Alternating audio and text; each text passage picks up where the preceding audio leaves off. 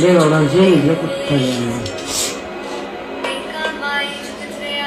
बेटी, दुनिया में चाहे आप मुझसे पहले आए हो, पर दादाजी को मिलने में आपसे पहला जा रहे हैं। जिस जिस पावे तिवे चलावे जिस होवे फरमान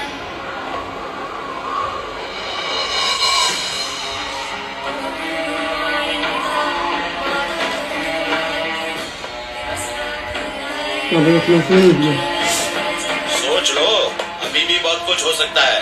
चले आया बुरे